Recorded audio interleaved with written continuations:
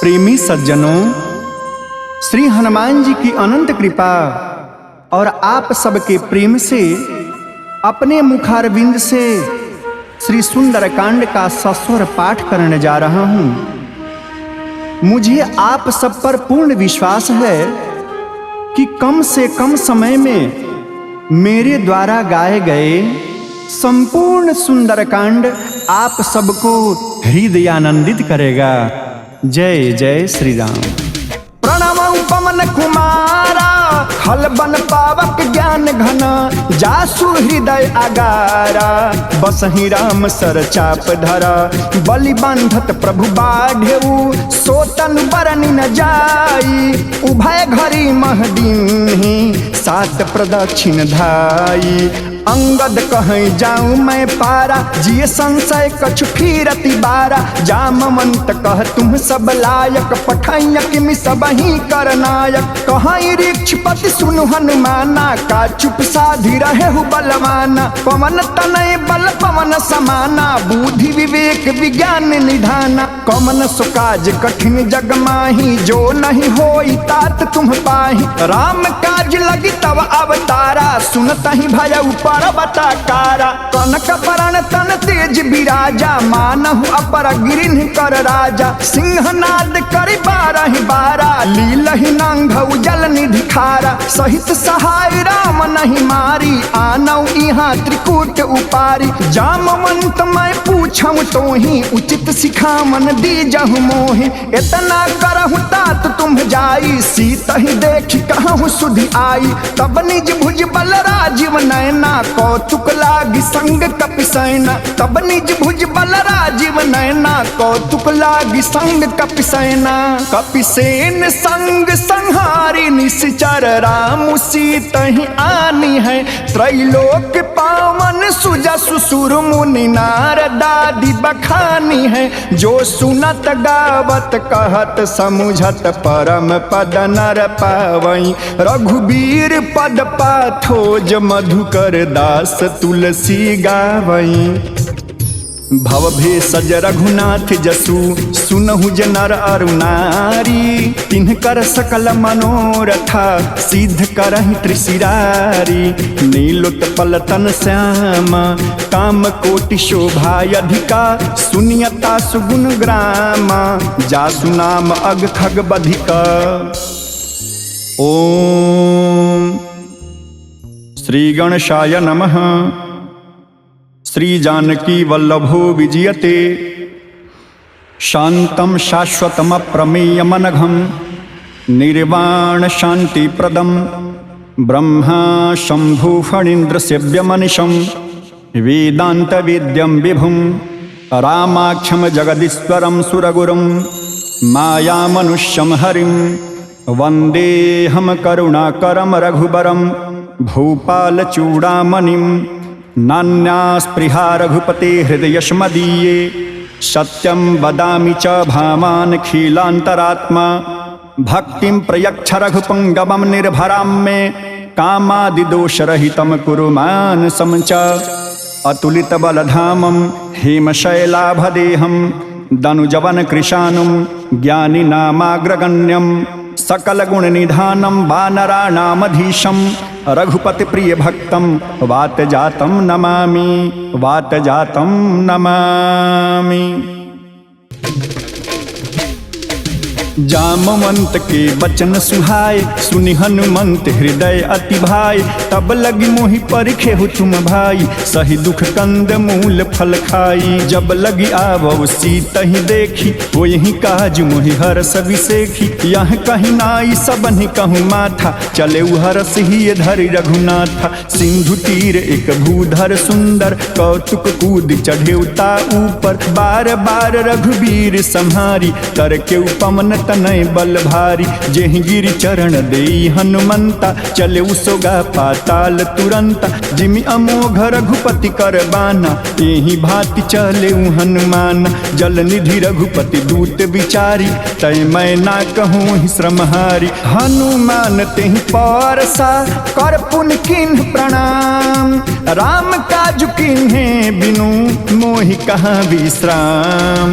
जात पवन सुत देवन देखा, जाने कहूँ बल बुद्धि विसेखा। सुरसा नाम अहिन कै माता, पठइन आई कहीं तेहि बाता। आज सुरन मोहि दिन आहारा, सुनत बचन कह पवन कुमारा। राम काज करि फिर मैं आवऊँ, सीता कई सुधि प्रभु ही सुनाऊँ। तब तब बदन पैठी हूँ आई, सत्य कहूँ मोहि जान दे माई। कवने हूँ जतन दही नहीं जाना, ग्रससी न मोहि कहूँ हनुमाना। जो जन भरते ही बदन पसारा, कपितनु किन्ह दुगुन विस्तारा। 16 जो जन मुक्त थयऊ, तुरत पवन सुत 32 भयऊ। जस जस सुरसा बदनु बढ़ावा, तासु दून कपि रूप दिखावा। 7 जो जन तेहि आनन किन्हा, अति लघु रूप पवन सुत लिन्हा। बदन पैठी पुनि बाहिर आवा, मागा विदाता ही सिरुनावा। मोहि सुरन जेहि लागी पठावा, बुद्धि बल मरम तोड़ मैं पावा। राम काज सब करी हूँ, तुम बल बुद्धि निधान। आशीष देई गई सो, हर्ष चले हनुमान। निश्चर एक सिंधु महरहई, कर माया नभ के खग गहई। जीव जंतु जे गगन उड़ाही, जल बिलोक तिन्ह के परिछाही। गहई छाह सक सो न उड़ाही, एहि विधि सदा गगन चर खाई। सोई छल हनुमान कह किन्हा, तासु कपट कपि तुरत ही चिन्हा। ताहि मारी मारुत सुत वीरा, बारिधि पार गयो मति धीरा। तहाँ जाई देखी बन शोभा, गुंजत चंचरीक मधुलोभा। नाना तर फल फूल सुहाय, खग मृग वृंद देखी मन भाय। शैल विशाल देखी एक आगे, तापर धाई चढ़े भय त्यागे। ऊमन कछु कपि के अधिकाई, प्रभु प्रताप जो कालहि खाई। गिरि पर चढ़ी लंका तेहि देखी, कही न जाई अति दुर्ग विसेखी। अति उतंग जल निधि चहुपासा, कनक कोट कर परम प्रकाशा।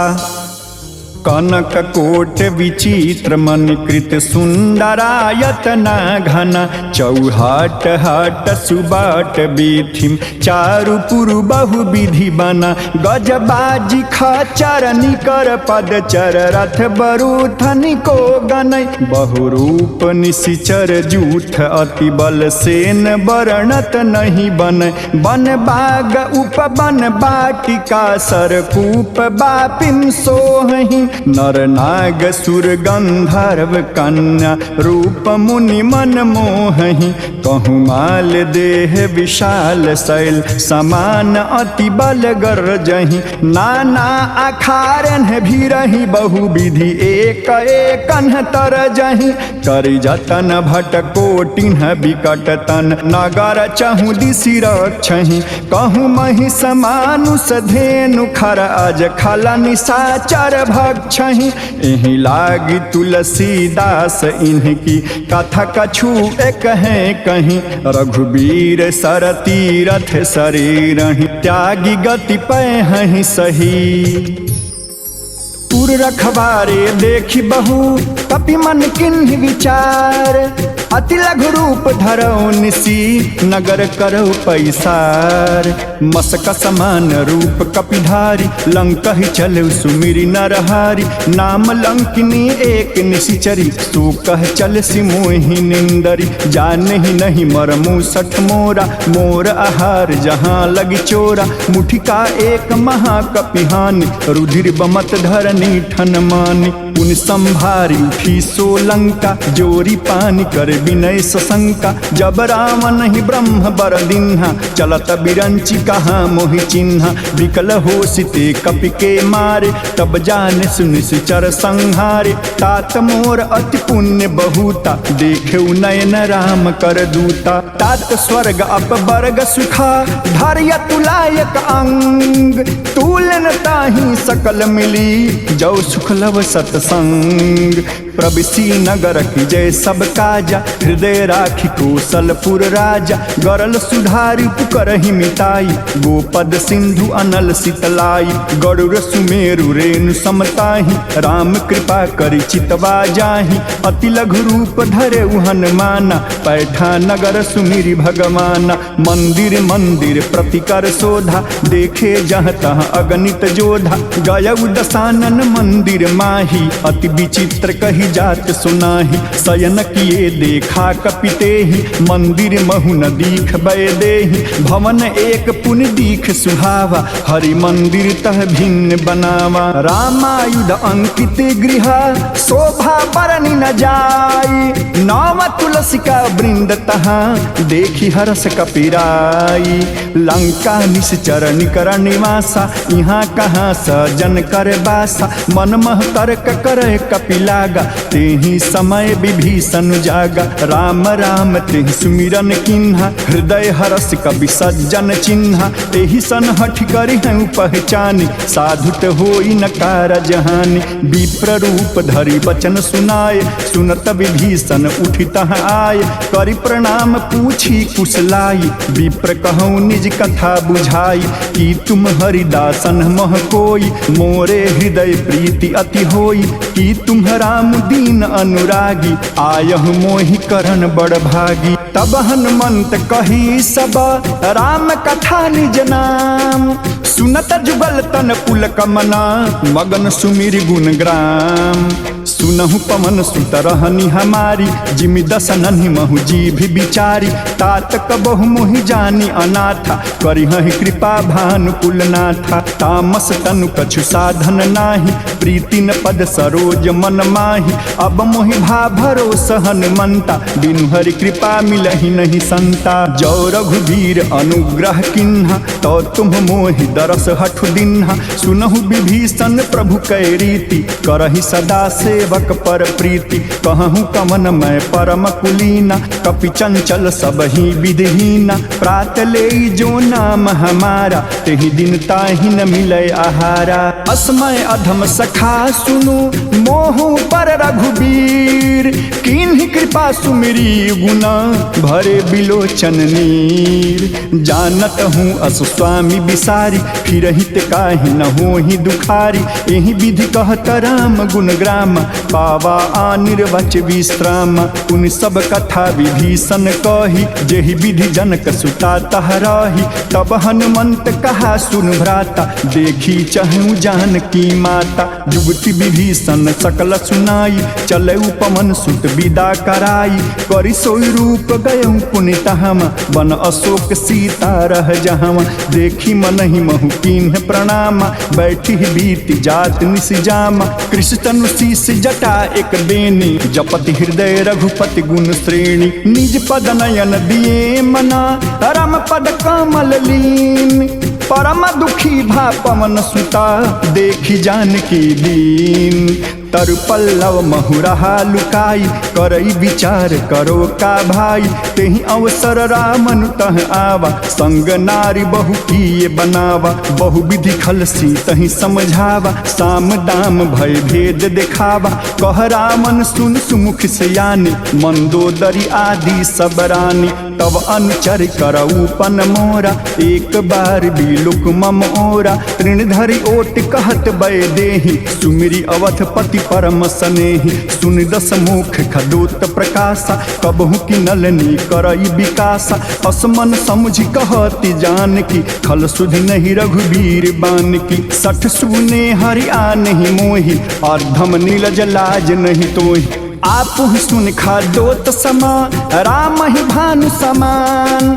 परुष बचन सुन काढ़ी असी, बोला अति खिसियान।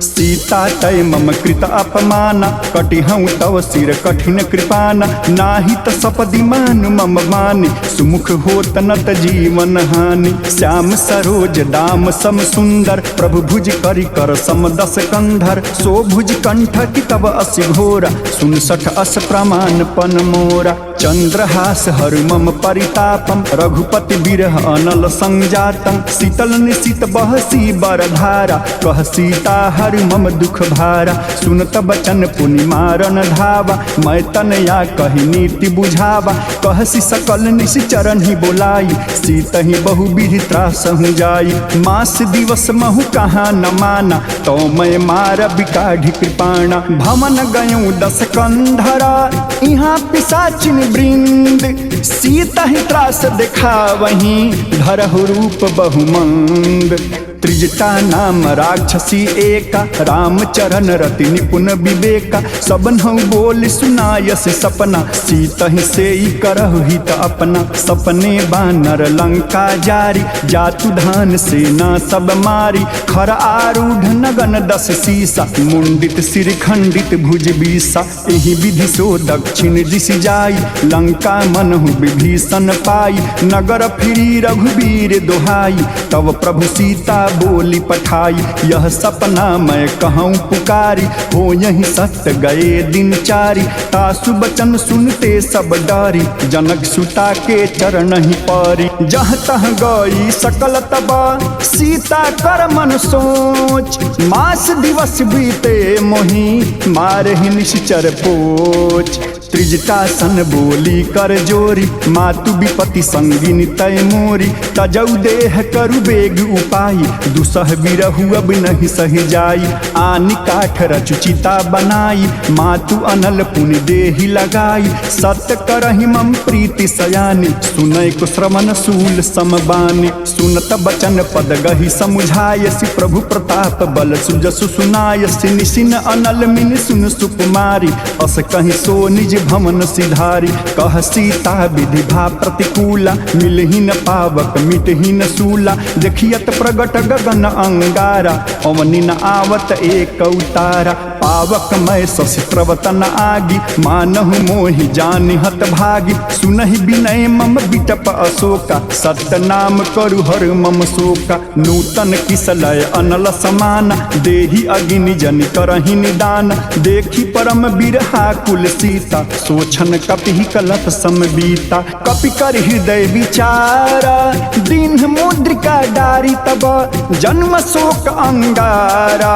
दीन हरसि उठ कर गहेऊं तब देखी मुद्रिका मनोहर राम नाम अंकित अति सुंदर चकित चितव मुदरी पहचानी हरस विषाद हृदय अकिलानी जीति को सकई अजय रघुराई माया ते असिरचि नहीं जाई सीता मन विचार कर नाना मधुर बचन बोले हनुमाना रामचंद्र गुण बरनय लागा सुनत ही सीता कर दुख भागा लागी सुनय श्रवण मन लाई आदि ते सब कथा सुनाई श्रवणामृत जहि कथा सुहाई कहि सो प्रगट होति किन भाई तब हनुमंत निकट चल गयऊं फिर बैठी मन विस्मय भयऊं राम दूत मैं मातु जान की सत्य शपथ करुणा निधान की यह मुद्रिका मातु मैं यानी दिन राम तुम कह सही दानी नर बानर ही संग कहु कैसे कही कथा भई संगति जैसे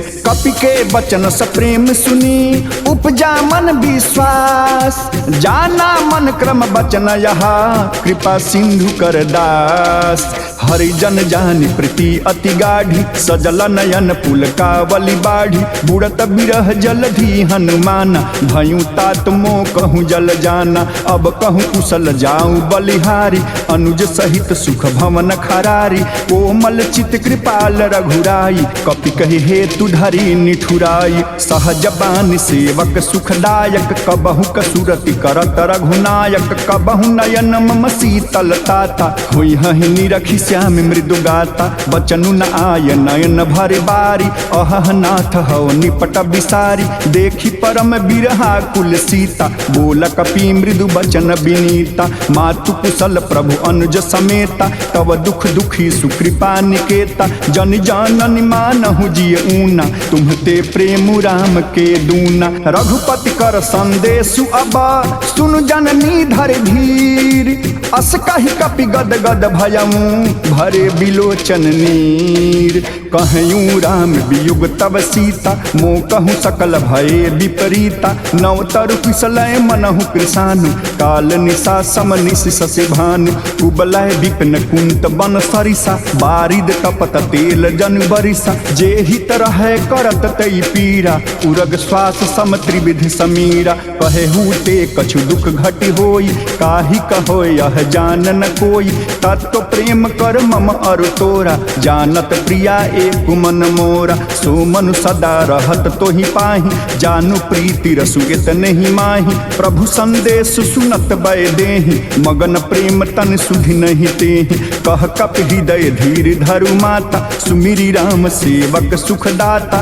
उर आनहु रघुपति प्रभुताई, सुनि मम बचन तजहु कदराई। निश्चर निकर पतंग समा, रघुपति बान कृषानु। जननी हृदय धीर धरु, जरे निशाचर जानू। जो रघुबीर होती सुधि पाई, करते नहीं विलम्ब रघुराई। राम बान रवि उग जानकी, तम बरूठ कह जातु धान की। अब ही मातु मैं जाऊ लवाई, प्रभु आय सुनहि राम दोहाई। कछुक दिवस जननी धरु धीरा, कपिन सहित आई है रघुबीरा। निश्चर मारी तो ही लय जय हैं, तिन्ह पुर नार दादी जसु गए हैं। है सुत कपि सब तुम्हें समाना, जातु धान अति भट बलमाना। मोरे हृदय परम संदेहा, सुनि कपि प्रगट किन्ह निज देहा। कनक भूधराकार शरीरा, समर भयंकर अति बलबीरा। सीता मन भरोस तब भयं, पुनि लघु रूप पवन सुतलयं। सुनु माता शाखा मृग, नहीं बल बुद्धि विशाल। प्रभु प्रताप ते गड़ू रही, खाई परम लघु ब्याल। मन संतोष सुनत कपिबानी, भगति प्रताप तेज बलसानी। आशीष दिन राम प्रिय जाना, होहु तात बलशील निधाना। अजर अमर गुण निधि सुत होहु, करहु बहुत रघुनायक छोहु। करहु कृपा प्रभु अस सुनिकाना, निर्भर प्रेम मगन हनुमान। बार बार नायसी पद सीसा, बोला बचन जोरी कर कीसा। अब कृत कृत्य भयऊ मैं माता, आशीष तव अमोघ विख्याता। सुनहु मात मुहि अतिशय भूखा, लागी देख सुंदर फल रूखा। सुन सुत करहि विपिन रखबारी, परम सुभट रजनी चर भारी। तिन्ह कर भय माता मोहि नाही, जो तुम सुख मानहु मन माही। देखी बुद्धि बल निपुण कपि, कहूँ जान की जाहूँ। रघुपति चरण हृदय धरी, तात मधुर फल खाहूँ। चले उनाई सिरु पैठे बागा, फल खाय सितर तोरय लागा। रहे तहाँ बहु भट रखवारे, कछु मार सि कछु जाय पुकारे। नाथ एक आवा कपि भारी, तेहि अशोक वाटिका उजारी। खाय सि फल अरु बिटप उपारे, रक्षक मर्दि मर्दि महि डारे। सुनु रामन पठये भट नाना, तिन्हि देखि गरजेउ हनुमान। सब रजनी चर कपि संघारे, गए पुकारत कछु अघमारे। पुनि पठयऊँ तहु अक्ष कुमारा, चला संग लय सुभट अपारा। आबत देखि बिटप गहि तरजा, ताहि निपाति महाधुनि गरजा। कछु मारसि कछु मरदसी, कछु मिलायसि धरु धूरी। कछु पुनि जाई पुकारे, प्रभु मरकट बल भूरी। सुन सुत बध लंकेसरी साना, पठयसि मेघनाद बलवाना। मारसि जन सुति बांध सुताहि, देखिय कपिहि काहा कर आहि। चला इंद्रजित अतुलित जोधा, बंधु निधन सुनि उपजा क्रोधा। कपि देखा दारुण भट आवा, कटकटाए गरजा अरुधावा। अति विशाल तरु एक उपारा, बीरथ किन्ह लंकेश कुमारा। रहे महाभटता के संगा, गहि गहि कपि मरदई निज अंगा। तिन्हि निपाति ताहि सन बाजा, धीरे जुगल मानहु गजराजा। मुठिका मारी चढ़ा तरु जाई, ताहि एक क्षण मूर्छा आई। उठी बहोरी किहिसि बहु माया, जीति न जाई प्रभंजन जाया। ब्रह्म अस्त्र तहि साधा, कपिबन किन्ह विचार। जौन ब्रह्म सर मानऊ, महिमा मिटई अपार। ब्रह्म बान कपि कहूँ तेहि मारा, पर तिहि बार कटकु संघारा। तेहि देखा कपि मूर्छित भयऊँ, नाग पास बांध सिलय गयऊँ। जासु नाम जप सुनहु भवानी, भव बंधन काटहि नर ज्ञानी। तासु दूत की बंध तरुआवा, प्रभु कारज लगी कपि बंधावा। कपि बंधन सुन निश्चर धाय, कौतुक लागी सभा सब आय। 10 मुख सभा दीख कपि जाई, कहीं न जाई कछु अति प्रभुताई। कर जोरे सुर विसित विनीता, भ्रुकुटि बिलोकत सकल सभीता। देखि प्रताप न कपि मन शंका, जिमि अहि गण महु गरुड़ सशंका। कपि ही बिलोकि दशानना, बिहसा कहि दुर्बाद। सुतबध सूरत किन्हि पुनि, उपजा हृदय विषाद। कहलं केस कवन तय कीसा, केहि के बल घाले ही बन खीसा। की घाव श्रवण सुनहि नहीं मोहि, देखौ अति असंक सठ तोहि। मारे निश्चर केहि अपराधा, कहूँ सठ तोहि न प्राण कई बाधा। सुनु रामन ब्रह्मांड निकाया, पाई जासु बल बीर चति माया। जाके बल बीरंचि हर ईसा, पालत सृजत हरत 10 शीसा। जा बल शीस धरत सहसानन, अंडकोश समेत गिरि कानन। धरई जो विविध देह सुर त्राता, तुम्हते सठन सिखावन दाता। हर को दंड कठिन जेहि भंजा, तेहि समेत नृप दल मद गंजा। खर दूषण त्रिशिरा अरुबाली, बधे सकल अतुलित बलशाली। जाके बल लवले सते, जितहु चराचर झारी। तासु दूत मैं जा करी, हरि आने हूँ प्रिय नारी। जानऊ मैं तुम्हारी प्रभुताई, सहस बाहु सन परी लड़ाई। समर बाली सन करे जस पावा, सुनि कपि बचन बिहस बिहरावा। खायऊ फल प्रभु लागी भूखा, कपि सुभाव ते तोरे उरूखा। सबके देह परम प्रिय स्वामी, मारहि मोहि कुमार गगामी। जिन्ह मोहि मारा ते मैं मारे, तेहि पर बांधे तनय तुम्हारे। मोहि न कछु बांधे कैलाजा, किन्ह चहु निज प्रभु कर काजा। विनती करऊँ जोरी कर रामन, सुनहु मान तजि मोर सिखामन। देखहु तुम निज कुलहि विचारी, भ्रम तजि भजहु भगत भयहारी। जाके डर अति काल डेराई, जो सुर असुर चराचर खाई। तासो बयरु कबहि नहीं कीजे, मोरे कहे जान की दीजे। प्रणत पाल रघुनायक, करुणा सिंधु खरारी। गए शरण प्रभु राखी हैं, तव अपराध विसारी। राम चरण पंकज उर धरहु, लंका अचल राजु तुम करहु। ऋषि पुलस्ति जसु विमल मयंका, तेहि शशि महु जनि होहु कलंका। राम नाम बिनु गिरा न सोहा, देखी विचारी त्याग मद मोह। बसनहीन नहीं सोह सुरारी, सब भूषण भूषित बर नारी। राम विमुख संपत्ति प्रभुताई, जाई रही पाई बिन पाई। सजल मूल जिन्ह सरितन नाही, बरसी गए पुण्य तबहि सुखाहि। सुन 10 कंठ कहूँ पन रोपी, विमुख राम त्राता नहीं कोपी। शंकर सहस विष्णु अज तोहि, सकहि न राखी राम कर द्रोहि। मोह मूल बहुशूल प्रदा, त्यागहु तम अभिमान। भजहु राम रघुनायका, कृपा सिंधु भगवान। यद्यपि कही कपि अति हित बानी, भगति विवेक विरति नय सानी। बोला बिहसी महा अभिमानी, मिला हमहि कपि गुण बर ज्ञानी। मृत्यु निकट आई खल तोहि, लागसी अधम सिखावन मोहि। उल्टा हो यही कह हनुमाना, मति भ्रम तोर प्रगट मैं जाना। सुनि कपि बचन बहुत खिसियाना, बेगी न हरहु मूढ़ कर प्राणा। सुनत निशाचर मारन धाय, सचिवन सहित विभीषण आय। नाई शीस कर विनय बहुता, नीति विरोध न मारिय दूता। आन दंड कछु करिय गोसाई, सबहि कहा मंत्र भल भाई। सुनत बिहसी बोला 10 कंधर, अंग भंग करि पठैय बंदर। कपि के ममता पूछ परा, सबहि कहूँ समझाई। तेल बोरी पट बांध पुनि, पावक देहु लगाई।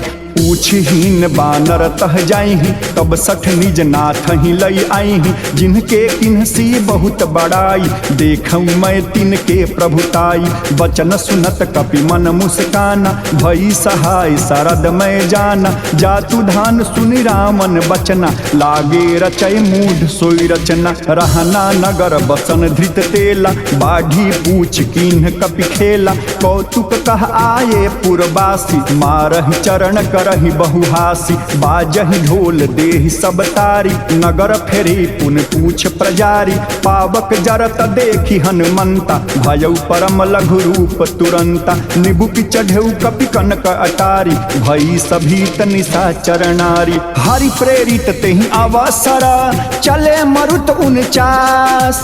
अट्टहास करि गरज कपि, बढ़ी लाग आकाश। देह विशाल परम हर आई, मंदिर ते मंदिर चढ़ धाई। जरई नगर भालोग बिहाला, झपट लपट बहु कोटि कराला। तात मातु हा सुनिय पुकारा, एहि अवसर को हम ही उबारा। हम जो कहा यह कपि नहीं होई, बानर रूप धरे सुर कोई। साधु अवज्ञा कर फल ऐसा, जरई नगर अनथ कर जैसा। जारा नगर 19 एक माही, एक विभीषण कर गृह नाही। ताकर दूत अनल जेहि सिरिजा, जरा न सोते ही कारण गिरिजा। उलटी पलटी लंका सब जारी, कूदी परा पुन सिंधु मझारी। पूछ बुझाई खोरी श्रमा, धरी लघु रूप बहोरी। जनक सुता के आगे, ठाढ़ भयं कर जोरी। मातु मोहि दीजे कछु चिन्ह, जैसे रघुनायक मोहि दिन्हा। चूड़ामणि उतार तब दयऊँ, हरस समेत पवन सुत लयऊँ।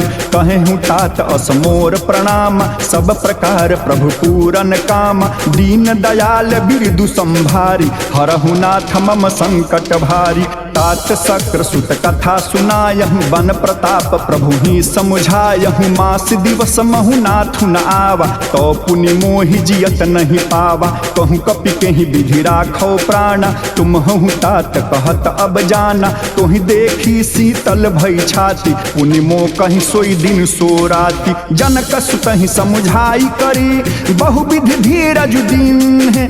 चरण कमल सिरुनाई कपि, गवनु राम पहिकीन्ह। चलत महाधुन गरज सिभारी, गर्भस्त्र महि सुनि निश्चर नारी। नाघि सिंधु एहि पारहि आवा, सपद किल किला कपिन सुनावा।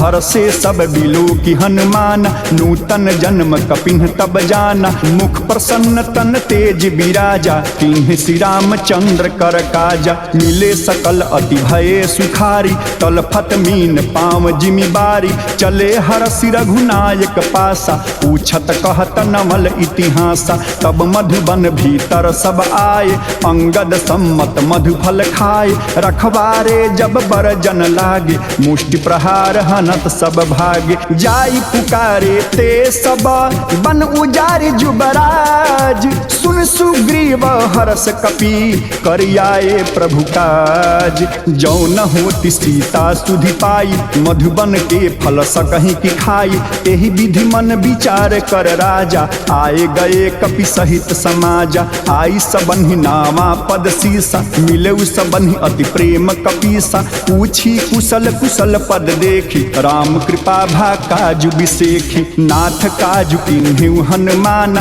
राखे सकल कपिन के प्राणा। सुन सुग्रीव बहोरी तेहि मिलेऊ, कपिन सहित रघुपति पहि चलेऊ। राम कपिन जब आवत देखा, किए काजु मन हर सबिसेखा। फटिक शिला बैठे दो भाई, परे सकल कपि चरण ही जाई। प्रीति सहित सब भेंटे, रघुपति करुणा पूंज। पूछे कुशल नाथ अबा, कुशल देखी पद कंज। जामवंत कह सुनु रघुराया, जा पर नाथ करहु तुम दाया। ताहि सदा शुभ कुशल निरंतर, सुर नर मुनि प्रसन्नता ऊपर। सोई विजयी विनयी गुण सागर, तासु सुजसु त्रैलोक उजागर। प्रभु की कृपा भयउ सब काजु, जन्म हमार सुफल भा आजु। नाथ पवन सुत किन्हि जो करनि, सहसहु मुख न जाई सुबरणी पवन तनय के चरित सुहाय जामवंत रघुपति ही सुनाए सुनत कृपा निधि मन अति भाय पुनि हनुमान हरस ही लाए कहूँ तात के ही भांति जान की रहती करती रक्षा स्व प्राण की नाम पाहरू दिवसन सी ध्यान तुम्हार कपाट लोचन निज पद जंत्रिता जाहि प्राण के ही बाट चलतम हुई चूड़ामन दिन्हि रघुपति हृदय लाई सोई लिन्हि नाथ जुगल लोचन भरी बारी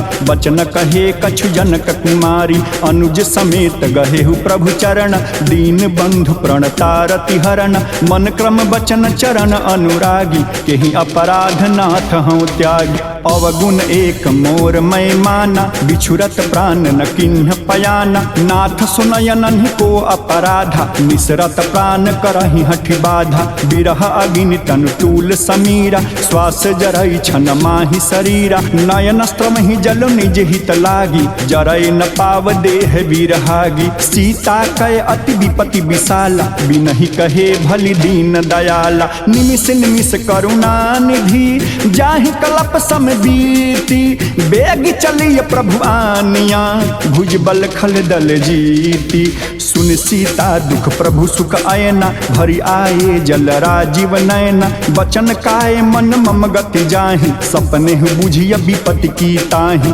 कह हनुमंत विपति प्रभु सोई जब तब सुमिरन भजन न होई केतिक बत प्रभु जातु धान की रिपुहि जीति आनि बिजान की सुनि कपि तोहि समान उपकारी नहीं कोई सुर नर मुनि तनुधारी प्रति उपकार करो का तोरा सन्मुख होई न सकत मन मोरा सुन सुत तोहि उरिन मैं नाही देखें करि विचार मन माही पुनि पुनि कपिहि चितौ सुर त्राता लोचन नीर पुलक अति गाता सुनि प्रभु बचन विलोक मुखा गात हरस हनुमंत चरण परे प्रेमा कुला त्राहि त्राहि भगवंत बार बार प्रभु चहई उठावा प्रेम मगन तेहि उठबन भावा प्रभु कर पंकज कपि के सीसा सुमरी सुदशा मगन गौरी सावधान मन करि पुनि शंकर लागे कहन कथा अति सुंदर कपि उठाई प्रभु हृदय लगावा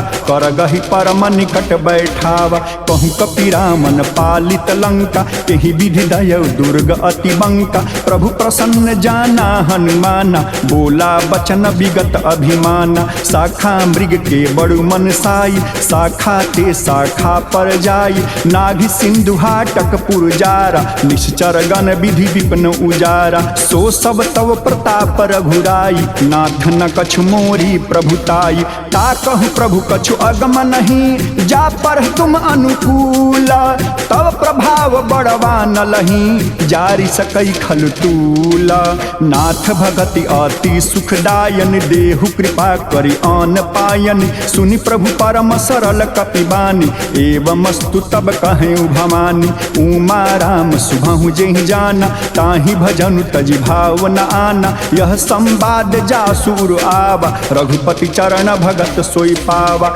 सुनि प्रभु बचन कहाहि कपि वृंदा जय जय जय कृपाल सुख कंदा तब रघुपति कपिपति ही बुलावा कहा चलय कर करहु बनावा अब विलंब के ही कारण कीजे तुरत कपिन कहूँ आय सुदीज कौतुक देख सुमन बहु बरसी नभते भमन चले सुर हरसी कपिपति बेगी बोलाए आए जूथप जूथ नाना वर्ण अतुल बला बानर भालु बरूथा प्रभु पद पंकज नावहि सीसा गरजहि भालु महाबल कीसा देखी राम सकल कपि सेना चितई कृपा करि राजीव नयना राम कृपा बल पाई कपिंदा भय पच्छजुत मनहु गिरिंदा हरसि राम तब किन्ह पयाना सगुन भय सुंदर शुभनाना जासु सकल मंगलमय कीर्ति तासु पयान सगुन यह नीति प्रभु पयान जाना बै देहि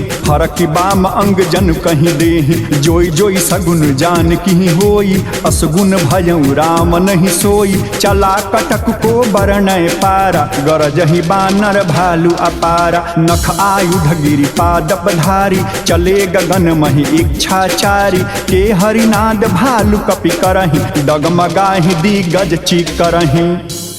चीकरहि दिग्गज ढोल मही गिरी लोल सागर खर भरे मन हरस सब गंधर्व सुर मुनि नाग कीनर दुख टरे कट कट हिमर कट बिकट भट बहु कोटि कोटिन धावहि जय राम प्रबल प्रताप कौशलनाथ गुण गण गावहि सही सकन भार उदार अहिपति बार बारहि मोह गह दसन पुनि पुनि कमठ पृष्ठ कठोर सो किमि सोहहि रघुबीर रुचिर प्रयाण प्रस्थिति जानि परम सुहामनि जनु कमठ खर पर सर पराज सुलिखत अविचल पावनि एहि विधि जाई कृपा निधि उतरे सागर तीरा जहाँ तहाँ लागे खान फला भालू विपुल कपिवीरा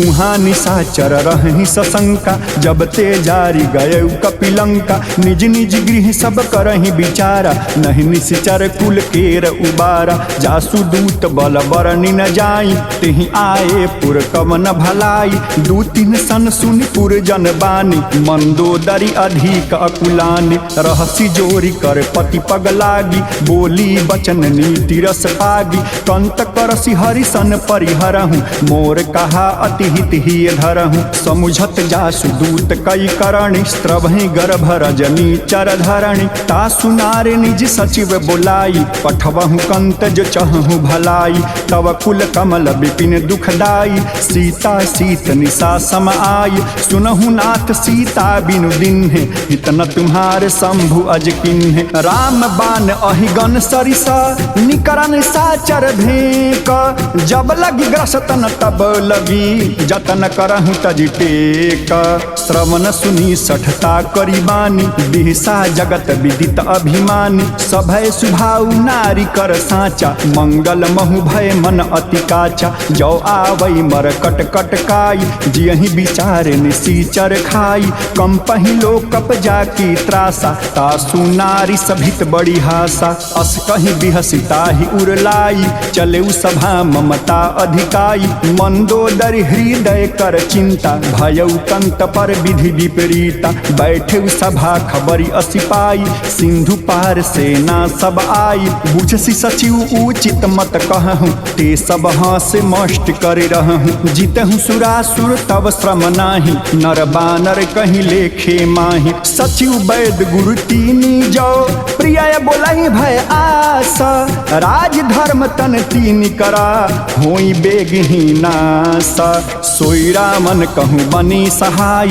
स्तुति करहि सुनाई सुनाई अवसर जानी विभीषण आवा भ्राता चरण शीस तेहि नावा उन सिर नाई बैठ निज आसन बोला बचन पाई अनुशासन जो कृपाल पूछे मोहि बाता मति अनुरूप कहो हित ताता जो आपन चाहे कल्याणा सुज सुसुमति शुभ गति सुख नाना सो पर नारी लीलार गोसाई तजौ चौथ के चंद किनाई 14 भुवन एक पति होई भूत द्रोह तिष्ठई नहीं सोई गुण सागर नागर नर जो अलप लोभ भल कहि न को काम क्रोध मद लोभ सब नाथ नरक के पंथ सब परिहरि रघुबीर भजहु भजहि जहि संत तात राम नहीं नर भूपाला भुवनेश्वर कालहु कर काला ब्रह्म अनामय अज भगवंता व्यापक अजित अनादि अनंता गोद्विज धेनु देव हितकारी कृपा सिंधु मानुष तनुधारी जनरंजन भंजन खल ब्राता वेद धर्म रक्षक सुन भ्राता ताहि बयरु तजनाई माथा प्रणता रति भंजन रघुनाथा देहुनाथ प्रभु कहु बय देहि भजहु राम बिनु हेतु सनेहि शरण गए प्रहुताहु न त्यागा विश्वद्रोह कृत अघ जेहि लागा जासु नाम त्रयतापन सामन सोई प्रभु प्रगट समुझ जिय रामन बार बार पद लागऊं विनय करऊं 10 शीस परिहरि माना मोह मदा भजहु कौशलाधीश मुनि पुलस्ति निज शिष्य सना कही पठई यह बात तुरत सुमय प्रभु सन कही पाई सुअवसर तात। माल्यवंत अति सचिव सयाना, तासु बचन सुनि अति सुख माना। तात अनुज तव नीति विभूषण, सो उर्धर हुज कहत विभीषण। रिपुत करस कहत सठ दो, दूरी न करहु यहाँ है को। माल्यवंत गृह गयउ बहोरी, कहई विभीषण पुनि कर जोरी। सुमति कुमति सबके उर रहहि, नाथ पुराण निगम अस कहहि। जहाँ सुमति तह संपत्ति नाना, जहाँ कुमति तह विपत्ति निदाना। तव उर कुमति बसी विपरीता, हित अनहित मानहु रिपुप्रीता। काल रात निश्चर कुल केरी, तेहि सीता पर प्रीति घनेरी। तात चरण गहि मांगेऊ, राखेऊ मोर दुलार। सीता देहूँ राम कहूँ, अहित न होई तुम्हारा। बूढ़ पुराण श्रुति सम्मत बानी, कही विभीषण नीति बखानी। सुनत दसानन उठारी साई, खल तोहि निकट मृत्यु अब आई। जियसी सदा सठ मोर जियावा, रिपुकर पक्ष मूढ़ तोहि भावा। कहसी न खल अस को जग माही, भुजबल जाहि जिता मैं नाही। मम पुर बसी तपसिन्ह पर प्रीति, सठ मिल जाई तिन्हि कहु नीति। अस कहि किन्हि चरण प्रहारा, अनुज गहे पद बारहि बारा। उमा संत कई इहि बड़ाई, मंद करत जो करई भलाई। तुम पितु सरिसि भलहि मोहि मारा, राम भजे हितनाथ तुम्हारा। सचिव संग लय नभ पथ गयऊँ, सबहि सुनाई कहत अस भयऊँ। राम सत्य संकल्प प्रभु, सभा काल बस तोरी। मैं रघुबीर शरण अबा, जाऊँ देहु जनि खोरी। अस कहीं चला विभीषण जबहि, आयुहीन भये सब तबहि। साधु अवज्ञा तुरत भवानी, कर कल्याण अखिल कयहानि। रावण जबहि विभीषण त्यागा, भयउ विभव बिनु तबहि अभागा। चलेउ हरषि रघुनायक पाहि, करत मनोरथ बहुमन माहि। देखिहउँ जाई चरण जल जाता, अरुण मृदुल सेवक सुखदाता। जे पद परसि तरी ऋषि नारी, दंडक कानन पामनकारी। जे पद जनक सुता उरलाय, कपट कुरंग संग धर धाय। हर उर सर सरोज पद जेई, अहो भाग्यमय देखी हई तेई। जिन्ह पायन के पादुकन्ही, भरतु रहे मन लाई। ते पद आज बिलो की हयूं, इन्ह नयन ही अब जाई। एहि विधि करत स प्रेम विचारा, आयउ सपदि सिंधु एहि पारा। कपिन्ह विभीषण आवत देखा, जाना कोई रिपुदूत विशेखा। ताहि राखी कपिस पहि आए, समाचार सब ताहि सुनाए। कह सुग्रीव सुनहु रघुराई, आवा मिलन दसानन भाई। कह प्रभु सखा बूझिहे काहा, कहई कपिस सुनहु नर नाहा। जानी न जाई निशाचर माया, काम रूप के कारण आया। भेद हमार लेन सठ आवा, राखिय बांधि मोहि असभावा। सखा नीति तुम्हनी की विचारी, मम पन शरणागत भयहारी। सुनि प्रभु बचन हरस हनुमाना, शरणागत बच्छल भगवाना। शरणागत कहूँ जे तजहि, निज अनहित अनुमानी। ते नर पावर पापमया, तिन्हि बिलोकत हानि। कोटि विप्र बध लागहि जाहूँ, आए शरण तजऊ नहीं ताहूँ। सन्मुख होई जीव मुहि जबहि, जन्म कोटि अघना सहि तबहि। पापवंत कर सहज सुभाऊ, भजन मोर तजि भाव न काऊ। जो पै दुष्ट हृदय सोई होई, मोरे सन्मुख आव कि सोई। निर्मल मन जन सो मोहि पावा, मोहि कपट छल छिद्र न भावा। भेद लेन पठवा 10 सीसा, तबहु न कछु भय हानि कपीसा। जगमहु सखा निशाचर जेते, लक्ष्मण हनई निमिष महु तेते। जो सभीत आवा सरनाई, रखिहई ताहि प्राण की नाई। उभय भाति तेहि आनहु, हंस कहि कृपा निकेत। जय कृपाल कहि कपि चले, अंगद हनु समेत। सादर तेहि आगे करि बानर, पर चले जहाँ रघुपति करुणा कर। दूरी ही ते देखे दो भ्राता, नयनानंद दान के दाता। बहुरी राम छवि धाम बिलोकी, रहे उठटुकी एक टक पल रोकी। भुज प्रलंब कंजारुन लोचन, श्यामल गात प्रणत भय मोचन। सिंह कंध आयत उर सोहा, आनन अमित मदन मन मोहा। नयन नीर पुलकित अति गाता, मन धरि धीर कहीं मृदु बाता। नाथ दशानन कर मैं भ्राता, निस्सर वंश जन्म सुर त्राता। सहज पाप प्रियतामस देहा, जाथा उलु कही तम परनेहा। श्रवण सुजस सुनि आयऊ, प्रभु भंजन भव भीर। त्राहि त्राहि आरति हरना, शरण सुखद रघुबीर। अस कहीं करत दंडवत देखा, तुरत उठे प्रभु हरस अभिषेखा। दीन बचन सुनि प्रभु मन भावा, भुज विशाल गहि हृदय लगावा।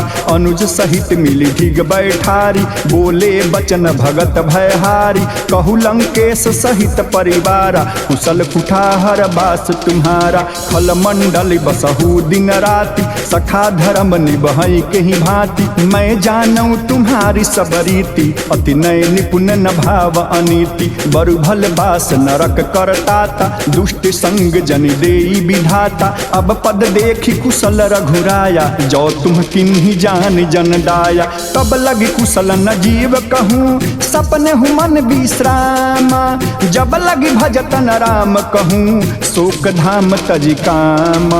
तब लगी हृदय बसत खल नाना, लोभ मोह मच्छर मदमाना। जब लगी उरन बसत रघुनाथा, धरे चाप सायक कटिभाथा। ममता तरुण तमी अंधियारी, राग द्वेष ओल सुखकारी। तब लगी बसत जीव मन माही, जब लगी प्रभु प्रताप रविनाही। अब मैं कुशल मिटे भय भारे, देखी राम पद कमल तुम्हारे। तुम कृपाल जा पर अनुकूला, ताहि न व्याप त्रिविध भवसूला। मैं निश्चर अति अधम सुभाऊं, शुभ आचरण किन्ह नहीं काऊं। जा स्वरूप मुन ध्यान न आवा, तेहि प्रभु हरस हृदय मोहिलावा। अहो भाग्य मम अमित अति, राम कृपा सुख पुंज। देखे नयन बिरंच शिवा, सेव्य जुगल पद कंजा। सुनहु सखा निज कहूँ सुभाऊं, जान बुसुंडी शंभु गिरि जाऊं। जो नर होई चराचर द्रोही, आवे सभय शरण तकी मोहि। तज मद मोह कपट छल नाना, करऊँ सद्द तेहि साधु समाना। जननी जनक बंधु सुत दारा, तनु धन भवन सुहृद परिवारा। सबके ममता ताग बटोरी, मम पद मन ही बांधि बरि डोरी। समदर्शी इच्छा कछु नाही, हरस शोक भय नहीं मन माही। अस सज्जन मम उर बस कैसे, लोभी हृदय बसई धनु जैसे। तुम सारिखे संत प्रिय मोरे, धरऊ देह नहीं आन निहोरे। सगुन उपासक परहिता, निरत नीति दृढ़ नेमा। ते नर प्राण समान ममा, जिनके द्विज पद प्रेमा। सुन लंकेश सकल गुण तोरे, ताते तुम अतिशय प्रिय मोरे। राम बचन सुनि बानर जूठा, सकल कहीं जय कृपा बरूठा। सुनत विभीषण प्रभु कै बानी, नहीं आघात श्रवणामृत जानी। पद अम्बुज गहि बारहि बारा, हृदय समातन प्रेम अपारा। सुनहु देव सचराचर स्वामी, प्रणत पाल उर अंतर जामी। उर कछु प्रथम बासना रही, प्रभु पद प्रीति सरित सोबही। अब कृपाल निज भगति पावनी, देहु सदा शिव मन भावनी। एवमस्तु कहि प्रभु रन धीरा, मागा तुरत सिंधु कर नीरा। जदपि सखा तव इच्छा नाही, मोर दरसु अमोघ जग माही। अस कहीं राम तिलक तेहि सारा, सुमन वृष्टि नभ भई अपारा। रावण क्रोधा अनल निजा, श्वास समीर प्रचंड। जरत विभीषण राखेऊ, दीन्हु राजु अखंड। जो संपत्ति शिव राम नहीं, दीन्ह दिए दसमात। सोई संपदा विभीषण ही, सकुचि दीन्ह रघुनाथ।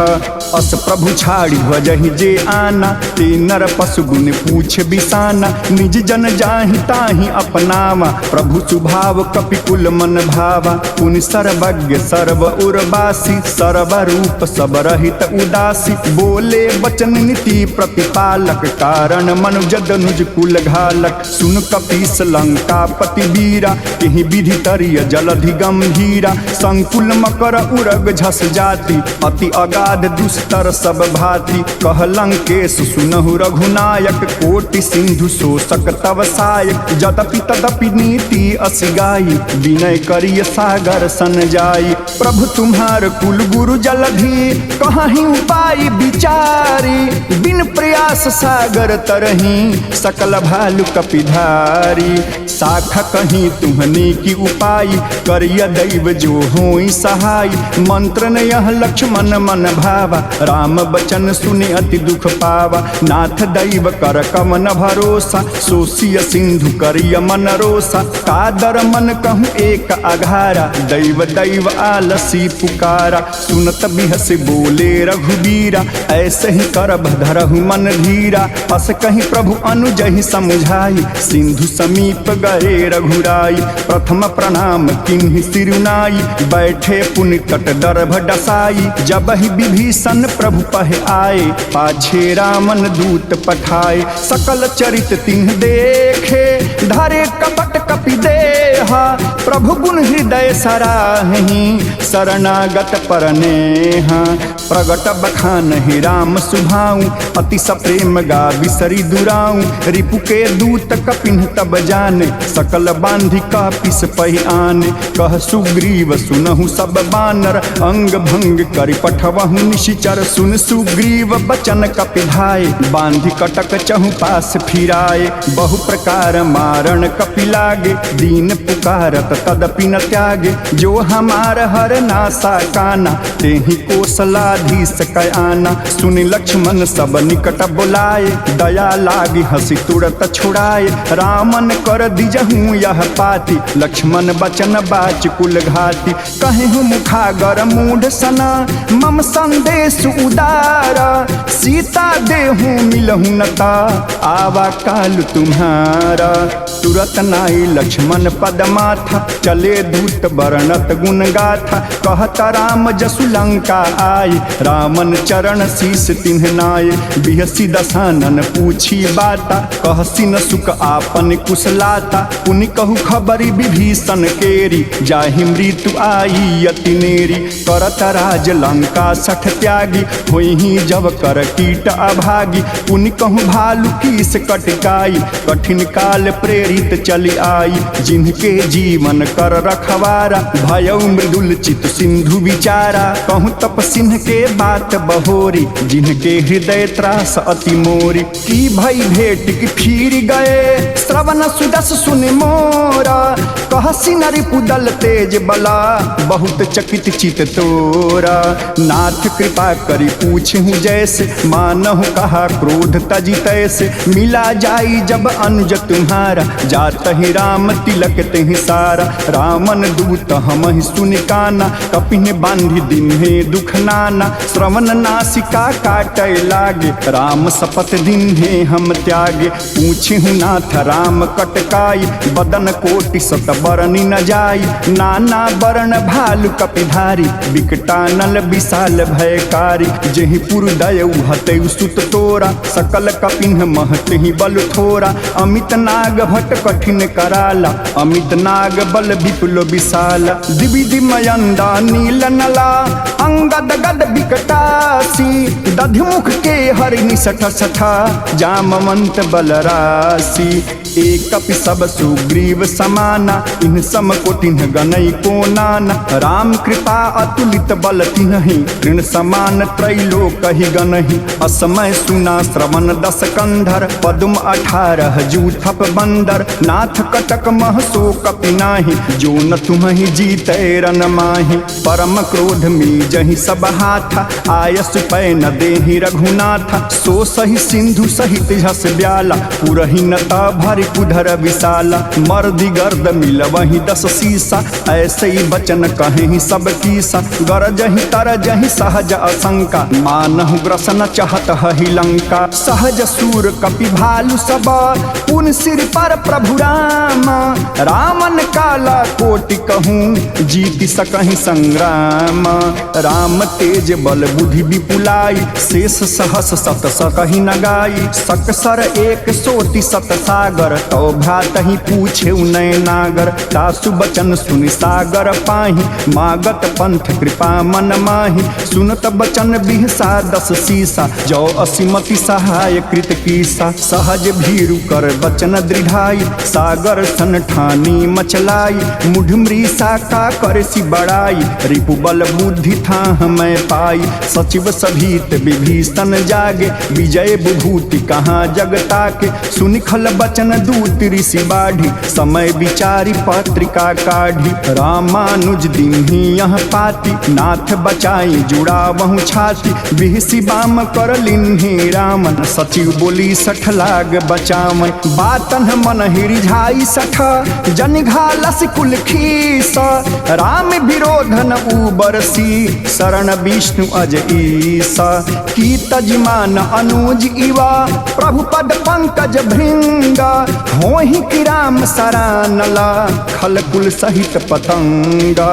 सुनत सभय मन मुख मुसुकाई, कहत दसानन सबहि सुनाई। भूमि परा कर गहत आकाशा, लघु तापस कर भाग बिलासा। कह सुखनाथ सत्य सब बानी, समुझहु छाड़ी प्रकृति अभिमानी। सुनहु बचन मम परिहरि क्रोधा, नाथ राम सन तजहु विरोधा। अति कोमल रघुवीर सुभाऊ, यद्यपि अखिल लोक कर राऊ। मिलत कृपा तुम पर प्रभु करहि, पुर अपराध न एक धरहि। जनक सुता रघुनाथ ही दीजे, इतना कहा मोर प्रभु कीजे। जब ते ही कहा देन बै देहि, चरण प्रहार कीन 60 तेहि। नाई चरण सिरु चला सुताहा, कृपा सिंधु रघुनायक जाहा। करि प्रणाम निज कथा सुनाई, राम कृपा आपन गति पाई। ऋषि अगस्त्य की साप भवानी, राक्षस भयउ रहा मुन ज्ञानी। बंदी राम पद 12 बारा, मुन निज आश्रम कहूँ पगुधारा। विनय न मानत जलधि जड़ा, गए 3 दिन बीती। बोले राम सकोप तबा, भय बिन हुई न प्रीति। लक्ष्मण बान सरासर आनु, 100 बारिधि विशिख कृषानु। 60 सन विनय कुटिल सन प्रीति, सहज कुपन सन सुंदर नीति। ममता रत सन ज्ञान कहानी, अति लोभी सन विरति बखानी। क्रोधि सम कामहि हरि काथा, ऊसर बीज बये फल जाथा। अस कहीं रघुपति चाप चढ़ावा, यह मत लक्ष्मण के मन भावा। संघानु प्रभु विशिख कराला, उठी उदधि उर अंतर ज्वाला। मकर उरग झस गन अकुलाने, जरत जंतु जल निधि जब जाने। कनक थारी भरी मणिगण नाना, विप्र रूप आयऊ तजिमाना। काटहि पै कदरी फरई, कोटि जतन को सींच। विनय न मान खगेश सुनु, डाट ही पै नव नीच। सभय सिंधु गहि पद प्रभु केरे, क्षमहु नाथ सब अवगुण मेरे। गगन समीर अनल जल धरनी, इन्ह कई नाथ सहज जड़ करनी। तव प्रेरित माया उपजाए, सृष्टि हेतु सब ग्रंथ निगाए। प्रभु आय सुजहि कह जस अहई, सोते ही भांति रहे सुख लहई। प्रभु भल किन्हि मोहि सिक दिन्हि, मर जादा पुनि तुम्हारी किन्हि। ढोल गंवार शूद्र पशु नारी, सकल ताड़ना के अधिकारी। प्रभु प्रताप मैं जाब सुखाई, उतरी ही कटक न मोरी बड़ाई। प्रभु आज्ञा अपेल श्रुति गाई, करौ सो बेगी जो तुम ही सुहाई। सुनत विनीता बचनयति, कह कृपाल मुस्काई। जेहि विधि उतरय कपि कटकूं, तात सो कहूँ उपाई। नाथ नील नल कपि दो भाई, लरिकाई ऋषि आशीष पाई। तिनके परस किए गिरि भारे, तरिहहि जलधि प्रताप तुम्हारे। मैं पुनि उर धरि प्रभु प्रभुताई, करिहं बल अनुमान सहाय। एहि विधिनाथ पयोधि बंधाई, यजहि यह सुजसु लोक तिहु गाई। एहि सर मम उत्तर तटवासी, हतहु नाथ खल नर अघरासी। सुनि कृपा कृपाल सागर मन पीरा, तुरत ही हारी राम रणधीरा। देखी राम बल पौरुष भारी, हरषि पयो निधि भयम सुखारी। सकल चरित कहीं प्रभु ही सुनामा, चरण बंदी पाठो दिशि धावा। निज भवन गवन सिंधु श्री रघुपति यह मत भायम। यह चरित कलिमल हर जथामति दास तुलसी गायम। सुख भवन संशय समन दमन विषाद रघुपति गुण गण। तज सकल आस भरोस गावहि सुनहि संतत सठ मना। सकल सुमंगल दायक रघुनायक गुणगान। सादर सुनहिते तरहि भवा, सिंधु बिना जल जान। सिंधु बिना जल जान। अपने राष्ट्र को सुंदर बनाने हेतु, अपने समाज को सुंदर बनाने हेतु तथा इस कलयुग के समस्त पापों के नाश हेतु प्रत्येक व्यक्ति को, प्रत्येक भक्त को श्री तुलसीकृत श्री रामचरितमानस के पंचम सोपान श्री सुंदरकांड का पाठ करना तथा सुनना दोनों ही आवश्यक है। सकल सुमंगलदायक, सभी प्रकार के मंगलों को देने वाला यह तुलसीकृत श्री रामचरितमानस के पंचम सोपान श्री सुंदरकांड का पाठ जो भी भक्त श्रद्धा से इस सुंदरकांड पाठ को अपने कर्णेंद्रिय द्वारा श्रवण करता है, वह इस जीवन रूपी लंबी भवसागर को, इस जीवन रूपी लंबी लक्ष्य को भाव सिंधु बिना जलजान, बिना ही नौका के द्वारा पार कर जाता है। श्री सुंदरकांड का 60वां दोहा सुसंपन्न हुआ। इसी के साथ जय श्री राम, जय हनुमान।